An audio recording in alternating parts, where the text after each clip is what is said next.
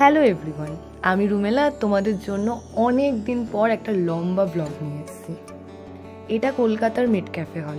সেদিন গেছিলাম কলকাতায় বিশেষ কিছু কাজের জন্য। সেই কাজ শেষ হওয়ার পর আমি ঠিক করলাম যে কোথাও একটা যাব। আমি এই জায়গাটার ব্যাপারে যখন আমি প্রথম অফিসে জব করতাম তখন থেকেই জানি, মানে আমার অফিস থেকে এই জায়গাটা খুব বেশি হলে 15 মিনিট, কিন্তু আমি 2 বছরে একবারও যাইনি। তো সেদিন চলে গেলাম। মিড ক্যাফে হলে ঢুকতে গিয়ে সবার টিকিট পড়েছিল 20 টাকা করে। ওখানে কিন্তু টিকিট কাটবার জন্য অনলাইন পেমেন্টই করতে হবে, মানে অফলাইনের কোনো জায়গা নেই।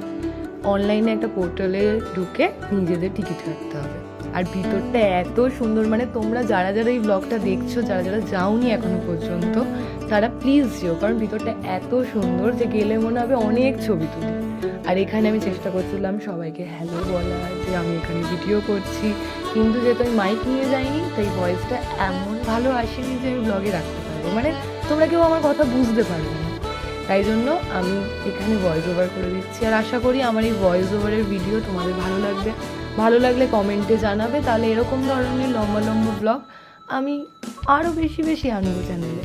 তো এখন ব্লগটা দেখো, মানে ভিতরটা দেখো কত সুন্দর।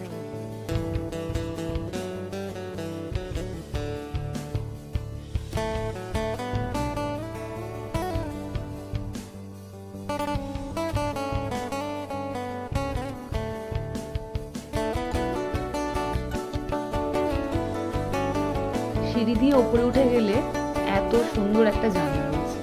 আমি ওখানে দাঁড়িয়েই দেখছিলাম, কারণ বৃষ্টি পড়ছিল আর এত ভালো লাগছিল। সামনেটা সবুজে ভরা আর ওপরটাও সুন্দর ডেকোরেশন করা। ভিতরে এরকম দুর্গা ঠাকুরের প্রতিমা দেখে আমার খুব ভালো লাগলো, কারণ কয়েকদিন পরেই দুর্গা পুজো। আমার দুর্গা পুজোর জামা কাপড় কেনা মোটামুটি কমপ্লিট। যারা যারা এই ব্লগটা দেখছো তারা কমেন্টে জানিও যে পুজোর জামা কিনেছো কি কিনোনি, ঠিক আছে? আর এরকম ব্লগ ভালো লাগলে বলবে, কারণ দুর্গা পুজোতেও কলকাতায় ঘুরতে যাবো, এদিক ওদিক ঘুরতে যাবো, তাহলে ব্লগ করবো।